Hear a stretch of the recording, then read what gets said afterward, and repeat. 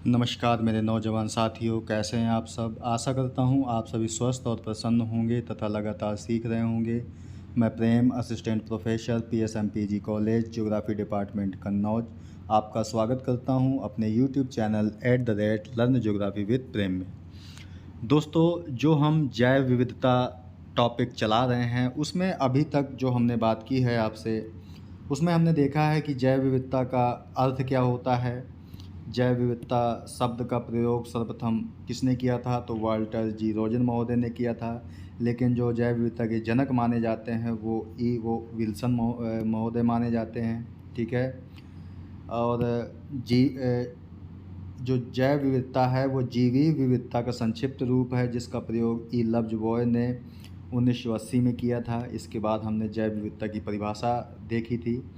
भारत के संदर्भ में हमने जैव विविधता देखी थी, जिसमें हमने देखा था कि भारत विश्व के 10 जैव विविधता वाले देशों में शामिल है और भारत में विश्व की 7 से 8% जैव विविधता पाई जाती है। विश्व में जो 36 जैव विविधता हॉट स्पॉट हैं उसमें से 4 भारत में हैं। भारत 17 मेगा जैव विविधता वाले देशों में भी शामिल है। ठीक है। इसके बाद हमने प्रजातियों के बारे में चर्चा की थी आपसे। जैव विविधता के मापन को हमने 3 आधार पर देखा था, जिसमें था आपका अल्फ़ा, बीटा और गामा जैव विविधता। इसके बाद हमने जैव विविधता के प्रकारों पर भी बात की थी, और जैव विविधता के प्रकारों का मतलब था आपका कि आनुवांशिक विविधता जो प्रजातियों के भीतर विविधता होती है, प्रजाति विविधता जो प्रजातियों के बीच विविधता होती है, पारिस्थितिक तंत्र विविधता जो अलग अलग पारिस्थितिक तंत्रों की विविधता होती थी, ये देखी थी हमने। ठीक है दोस्तों, इसके बाद हमने जैव विविधता के महत्व को देखा था। ठीक है। और हमने इसमें बात की थी कि पारिस्थितिक महत्व क्या है, आर्थिक महत्व इसका, सामाजिक महत्व, नैतिक महत्व, वैज्ञानिक महत्व क्या है इसके बारे में भी हमने चर्चा की थी। इसके बाद हमने कल देखा था कि जो जैव विविधता है उसको हानि या नुकसान किस कारण हो रहा है, जिसमें हमने बताया था आपको अत्यधिक संसाधनों का दोहन होना, जनसंख्या वृद्धि, प्रदूषण, अत्यधिक वनों की कटाई, ग्लोबल वार्मिंग, बाह्य प्रजातियों का अतिक्रमण, शहरीकरण व नगरीकरण, औद्योगिकरण, ज्वालामुखी उद्गार, पृथ्वी एवं उल्का पिंड की टक्कर। इसके अलावा आपका भूकंप हो सकता है। ठीक है। जीवाश्म ईंधनों का अधिक उपयोग हो सकता है, ये भी हमने कई कारण देखे थे। इसके बाद जैव विविधता संरक्षण के उपाय के बारे में हमने चर्चा की थी। उसमें बताया था कि इसकी 2 विधियां हैं, एक इन सीटू है, एक एक्स सीटू है आपका। ठीक है। इन सीटू के अंतर्गत आपके national park, wild life sanctuary, biosphere reserve आते हैं, ये हमने आपसे बात की थी। इसके बाद हमने राष्ट्रीय उद्यान देखे थे कि कितने हैं, तो 106 हैं आपके मैप में ये दिखाए गए हैं, ये भी हमने देखा था। इसके बाद जो वाइल्ड लाइफ सेंचुरी हैं आपकी वो लगभग 567 हैं आपकी, 5, 6, 7 हैं। और जैव मंडल यानी बायोस्फीयर रिजर्व हमने बात की थी, तो हमने देखा था इसमें कि इसे 3 खंडों में बांट दिया जाता है किसी क्षेत्र को। एक तो केंद्रीय खंड होता है जिसे आप कोर बोलते हो, प्रतिरोधक खंड होता है यानी बफर जोन, इसके बाद तृतीयक आपका परिचालन खंड होता है यानी कि ट्रांजिशन जोन होता है, जिसे हमने मैप में भी देखा था। और इस मैप के माध्यम से हमने देखे थे कि जो भारत में 18 बायोस्फीयर रिजर्व हैं वो कौन कौन से हैं। ठीक है। इस चित्र के माध्यम से हमने बायोस्फीयर रिजर्व के बारे में देखा था। इसके बाद हमने देखा था कि परस्थान यानी कि जो XC2 है आपका, उसमें किन किन चीज़ों को शामिल किया जाता है, जैसे aquarium, botanical gardens, cryopreservation, DNA bank, zoo जो आपका चिड़ियाघर है वो भी XC2 का ही उदाहरण है। इसके बाद हम देखते हैं दोस्तों, आज शुरुआत करते हैं एक अगले बिंदु की, जिसका नाम है जैव विविधता संरक्षण के लिए रणनीतियाँ। यानी कि अगर हमें जैव विविधता का संरक्षण करना है तो हमारी स्ट्रेटजी क्या क्या होनी चाहिए, इस पर हम आज आपसे चर्चा करते हैं। ठीक है। तो सबसे पहला पॉइंट है जैव विविधता संरक्षण रणनीतियों के अंतर्गत निम्नलिखित रणनीतियाँ हो सकती हैं कि जो सभी प्रकार के भोजन, इमारती पौधे हैं यानी भोजन या इमारती पौधे, पशुधन, सूक्ष्म जीव और कृषि पशुओं का संरक्षण किया जाना चाहिए। यानी कि आपके क्षेत्र में जितने भी भोजन से संबंधित चीज़ें हैं, इमारती पौधे हैं, आपके पशु हैं, सूक्ष्म जीव हैं, कृषि से संबंधित जो पशु हैं, उनका संरक्षण पहले किया जाना चाहिए। ठीक है, ये पहली रणनीति का पॉइंट है। दूसरा पॉइंट है आपका कि जो आर्थिक रूप से महत्वपूर्ण सभी जीवों की पहचान कर उनका संरक्षण किया जाना चाहिए। यानी कि पहले जो जीव जंतु हैं, जो भोजन के लिए, इमारती लकड़ी के लिए, कृषि सूक्ष्म जीव जो होते हैं उनका संरक्षण। इसके बाद जो आर्थिक रूप से उपयोगी जीव हैं उनकी पहचान करके संरक्षण किया जाना चाहिए। ये दूसरा पॉइंट है। तीसरा पॉइंट है कि जो औद्योगिक पारिस्थितिक तंत्र है, जो अद्वितीय पारिस्थितिक तंत्र है को पहले संरक्षित किया जाना चाहिए। दोस्तों, अद्वितीय का मतलब होता है कि जो पारिस्थितिक तंत्र हर जगह उपलब्ध ना हो। ठीक है, या कह सकते हो कि इस पारिस्थितिक तंत्र में जो सबसे महत्वपूर्ण चीज़ें हैं, विशिष्ट चीज़ें हैं जो दूसरी जगह नहीं मिलती हैं, पहले हमें इसका संरक्षण करना चाहिए या संरक्षित करना चाहिए। ठीक है, इसके बाद चौथा पॉइंट है आपका कि संसाधनों का कुशलतापूर्वक उपयोग किया जाना चाहिए। दोस्तों, कुशलतापूर्वक उपयोग का मतलब है कि हमें जो संसाधन हैं उनका इस प्रकार उपयोग करना है ताकि वो लंबे समय तक चल सकें। ठीक है, जैसे मान लीजिए कोयला है आपका, तो कोयले का उपयोग हम इस प्रकार करें जिससे कि अगर वो 50 साल में ख़त्म होने वाला हो तो वो 100 साल तक चल जाए। ये आपका कुशलतापूर्वक या विवेकपूर्ण तरीके से उपयोग करना। ठीक है, तो इस प्रकार किया जाना चाहिए। इसके बाद 5वां नंबर है कि जो जंगली जानवरों के अवैध शिकार को रोका जाना चाहिए। जो आपके जंगली जानवर हैं जैसे शेर, चीता, हिरण, भालू, जो इस प्रकार के जीव हैं आपके जंगली, उनका अवैध शिकार जो लोग कर रहे हैं उसको रोकना चाहिए। उसके लिए कड़े कानून बनाने चाहिए। ठीक है, और उन क्षेत्रों में जाने से लोगों को रोकना चाहिए जहाँ पर ये जीव पाए जाते हैं, तो इनके शिकार को रोकना चाहिए, इससे भी जैव विविधता के संरक्षण में सहायता मिल सकती है।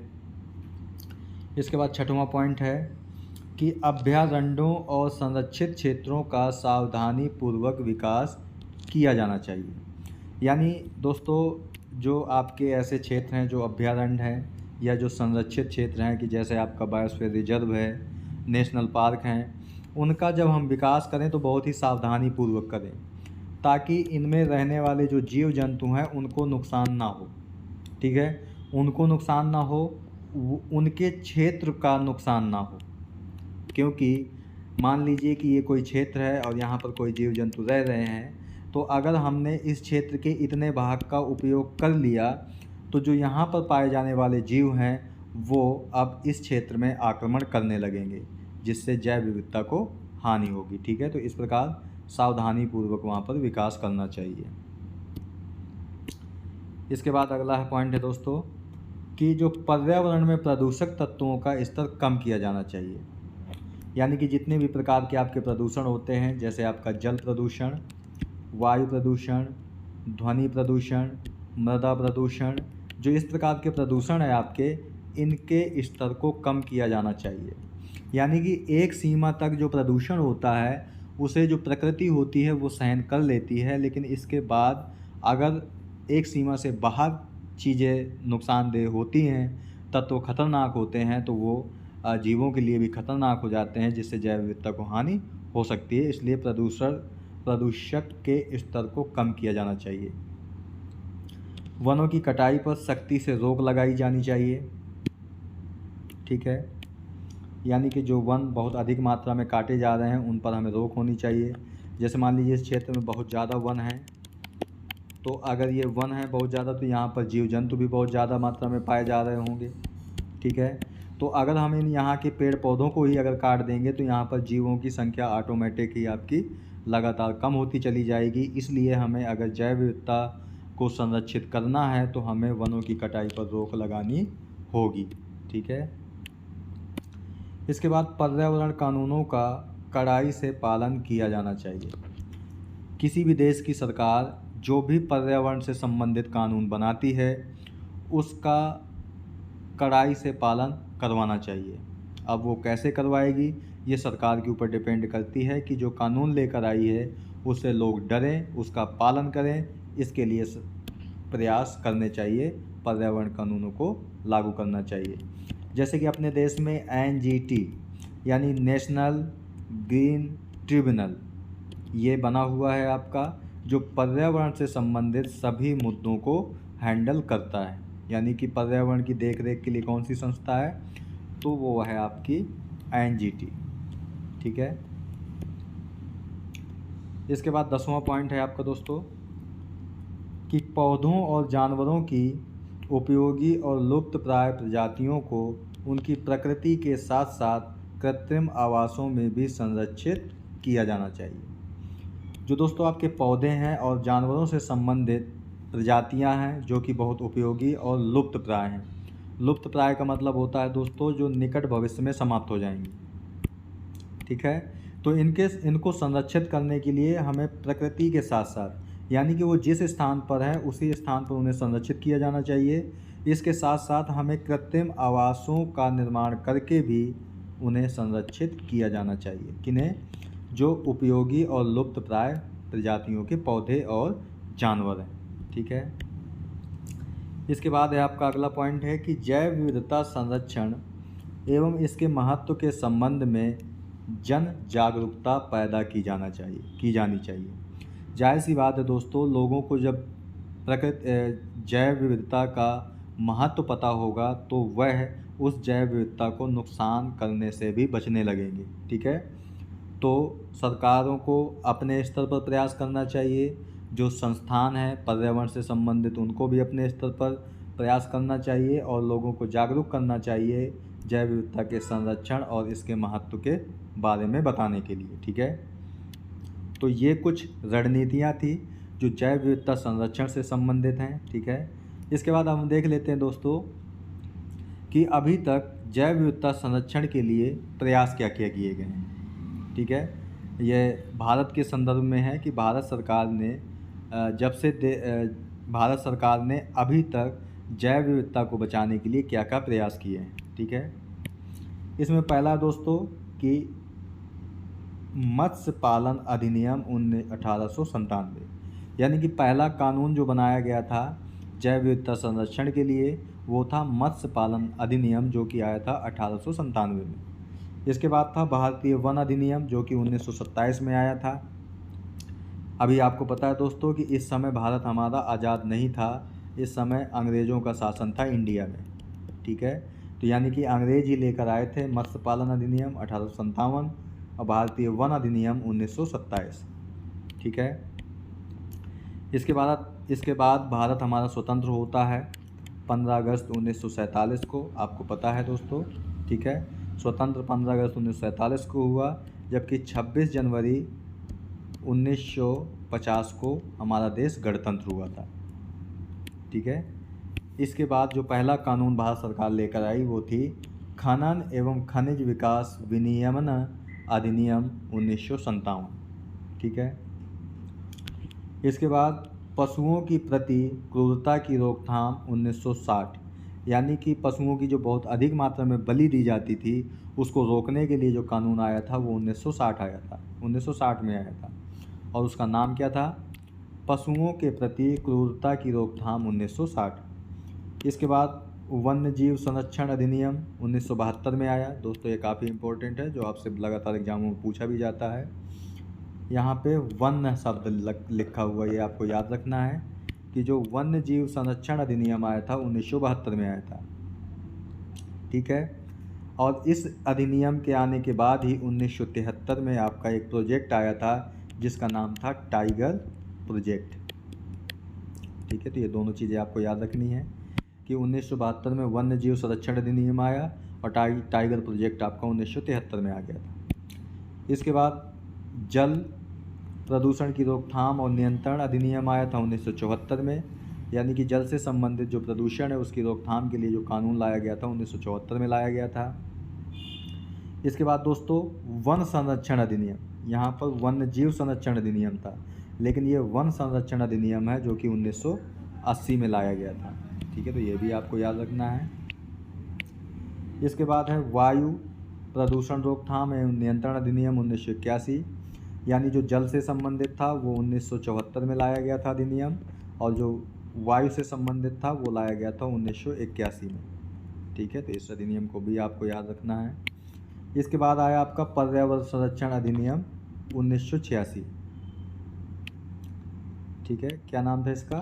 पर्यावरण संरक्षण अधिनियम 1986 में लाया गया था। ठीक है दोस्तों, ये आपके तीनों 4-5 जो अधिनियम है ये पूरे इम्पोर्टेंट हैं। जैसे आपका 1972 वन जीव संरक्षण अधिनियम, जल प्रदूषण रोकथाम 1974, वन संरक्षण अधिनियम 1980, वायु प्रदूषण अधिनियम 1981, पर्यावरण संरक्षण अधिनियम 1986। तो ये चीज़ें आपको याद रखनी है। ठीक है, इसके बाद आया जैव विविधता अधिनियम 2002। ये भी मोस्ट इम्पोर्टेंट है, ये भी आपसे बार बार पूछा जाता है। तो जैव विविधता अधिनियम यानी कि जैव विविधता को बचाने के लिए पहली बार जो अधिनियम लाया गया था इंडिया में वो 2002 में लाया गया था। ठीक है, इसके बाद दोस्तों अगला जो अधिनियम आया वो अनुसूचित जनजाति और अन्य पारंपरिक वन निवासी अधिनियम 2006 अधिकारों को मानता है। यानी कि जो अनुसूचित जनजातियां हैं आपकी, जो एसटी हैं यानी कि शेड्यूल्ड ट्राइब्स हैं आपकी, उनके अन्य पारंपरिक जो वन निवासी अधिकारों की मान्यता से संबंधित जो अधिनियम था वो 2006 में लाया गया था। ठीक है, इसके बाद दोस्तों एक फैक्ट ये भी है आपका कि विश्व जैव विविधता दिवस कब लाया गया या कब मनाया जाता है? तो ये 22 मई को मनाया जाता है। दोस्तों जो कोई भी दिवस होता है वो क्यों मनाया जाता है? वो इसलिए मनाया जाता है कि लोगों में उसके प्रति जागरूकता फैले, लोग उसके महत्व को जानें, इसके लिए वो दिवस मनाया जाता है। तो जैसे अब आपका ये विश्व जैव विविधता दिवस है जो 22 मई को मनाया जाता है, तो मतलब ये है कि विश्व के लोगों को जैव विविधता के महत्व को बताना, उसके संरक्षण के लिए लोगों को जागरूक करना, इसीलिए ये आपका विश्व जैव विविधता दिवस 22 मई को मनाया जाता है। ठीक है दोस्तों, तो दोस्तों आज की वीडियो में यहीं तक। आज हमने आपसे बात की जैव विविधता संरक्षण के लिए जो रणनीतियाँ होनी चाहिए, ठीक है, उस पर हमने बात की। इसमें हमने आपके लगभग 10 से 11 पॉइंट्स देखे। इसके बाद हमने बात की आपसे जैव विविधता संरक्षण के लिए अभी तक क्या क्या प्रयास किए गए हैं। ठीक है, 1897 से लेकर के 2006 तक क्या क्या प्रावधान इंडिया में किए गए हैं, क्या क्या कानून बनाए गए हैं, इससे संबंधित हमने आपसे बात की और साथ ही बताया आपको कि विश्व जैव विविधता दिवस 22 मई को मनाया जाता है। ठीक है दोस्तों जो जैव विविधता के बारे में अभी तक हमने चर्चा की है उसे हमने 4 पार्ट में बांट करके अध्ययन किया है। यानी जैव विविधता से संबंधित जो टॉपिक है आपका वो 4 पार्ट में डिवाइड है। ठीक है, और इन सभी पार्टों का जो आपका PDF होगा वो इस वीडियो के डिस्क्रिप्शन बॉक्स में और वीडियो के पहले कमेंट में आपको इस सभी जैव विविधता से संबंधित टॉपिक का जो PDF है उसका लिंक आपको मिल जाएगा, जहां से डाउनलोड करके आराम से आप पढ़ सकते हैं। ठीक है दोस्तों, तो मिलते हैं आपसे दोस्तों नेक्स्ट वीडियो में एक नए टॉपिक के साथ। तब तक के लिए नमस्कार। आप प्रसन्न रहिए, खुश रहिए, मुस्कुराते रहिए और लगातार सीखते रहिए, कभी अपने लिए तो कभी अपनों के लिए। धन्यवाद। जय हिंद दोस्तों।